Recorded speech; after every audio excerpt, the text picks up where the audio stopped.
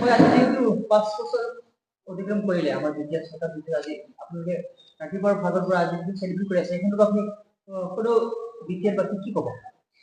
নাই মই এইখিনিতে এইটোৱে ক'ম যে আমি আজি দিনজোৰা কাৰ্যসূচীৰে বিটিআৰ একত বিটিআৰ মানে বা বড়োলেণ্ড একত বুলি আমি কৈছোঁ আমি চেলিব্ৰেশ্যন কৰি আছোঁ সমগ্ৰ বিটিআৰ অঞ্চলতে।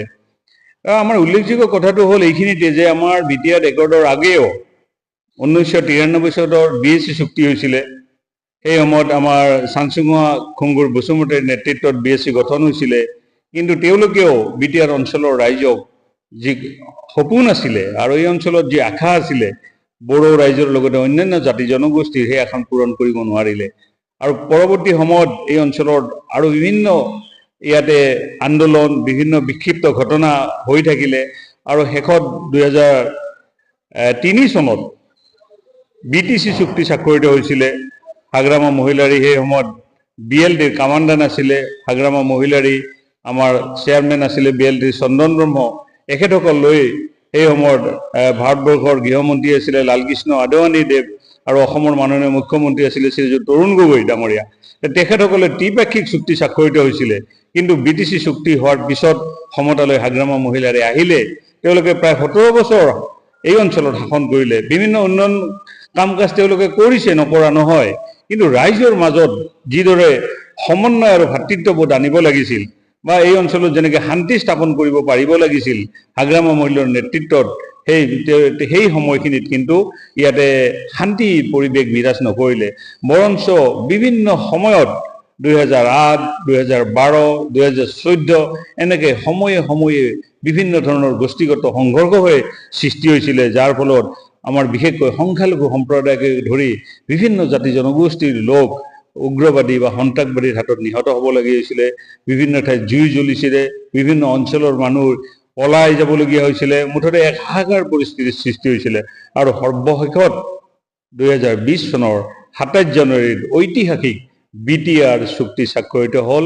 আৰু এই বিটিআৰ চুক্তিৰ পিছত NDFB, এফচু, ৰাজ্য চৰকাৰ আৰু কেন্দ্ৰীয় চৰকাৰৰ মাজত এই বিটিআৰ চুক্তি হোৱাৰ পিছত এই অঞ্চলত লক্ষণীয়ভাৱে শান্তি ঘূৰি আহিল।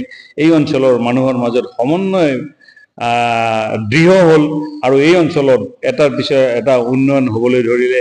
আজি সমগ্ৰ বিটিআৰ অঞ্চলতে আপুনি এঠাইৰ পৰা আন এঠাইলৈ যাব পাৰে। বিটিআৰ অঞ্চলত কোনো ধৰণৰ ভয় ভীতি বা এনেকৈ ৰাইজৰ মনত শংকা নোহোৱা হ'ল। সেইকাৰণে আমি এই দিনটো আজি 27 জানুৱাৰীৰ দিনটো যাতে আমাৰ যুগমীয়া হৈ থাকে, আমাৰ চিৰস্মৰণীয় হৈ থাকে। আমাৰ যেনেকৈ ভাৰতবৰ্ষৰ 15 আগষ্টৰ দিনটো আমি ৰিপাব্লিক ডে হিচাপে পালন কৰোঁ, আমি ভাবিছোঁ বিটিআৰতো আমি প্ৰায় 30 বছৰ ধৰি এক অন্ধকাৰময় এক বিচ্ছিন্ন ঘটনাৰে এই অঞ্চল সদায় মানে বাতৰিৰ শিৰোনামা দখল কৰিছিলে, সদায় কিডনেপিং, সদায় ইয়াতে এক্সটৰ্চন, সদায় ধন দাবী, সদায় মৃত্যু।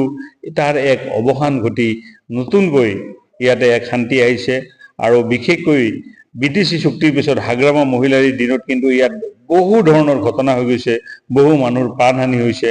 আৰু যাতে তেনেকুৱা দিন ঘূৰি নাহক আমি সেইকাৰণে আজি বিটিআৰ একৰ্ড হোৱাৰ আজি 5 বছৰ সম্পূৰ্ণ হ'ল আৰু BTC চৰকাৰো আজি প্ৰায় 4 বছৰ সম্পূৰ্ণ হৈ 5 বছৰত হৈ দিব।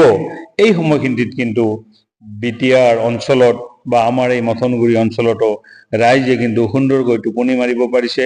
আৰু ৰাতিপুৱা ইয়াতে কোনো বন্দুকৰ শব্দ নাই, ইয়াত কুলিৰ মাতত ৰাতিপুৱা পোহৰ হৈছে।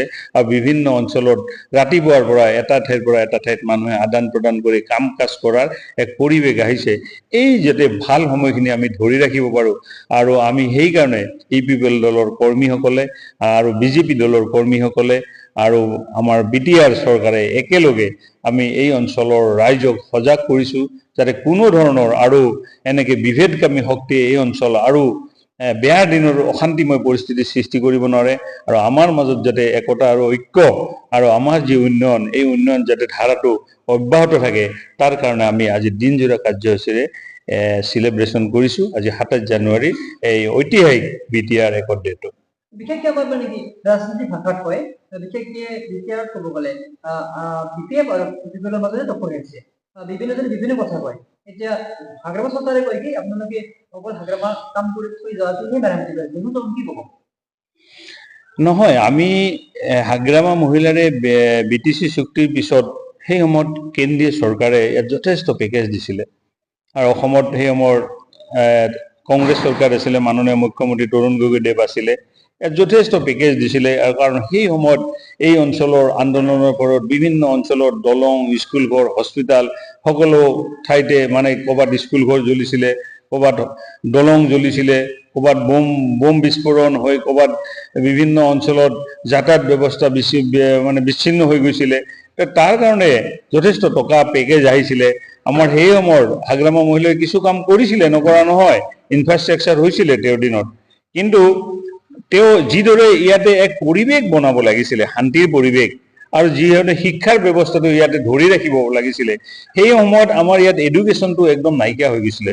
বিটিআৰ অঞ্চলত আমাৰ চিৰাং, কোকৰাঝাৰ, ওদালগুৰি, বাক্সা এই প্ৰত্যেকখন জিলাতে আমাৰ শিক্ষা ব্যৱস্থাটো একদম গোটেই সমগ্ৰ অসমৰ ভিতৰতে আমি একদম পিছ পৰি আছিলোঁ।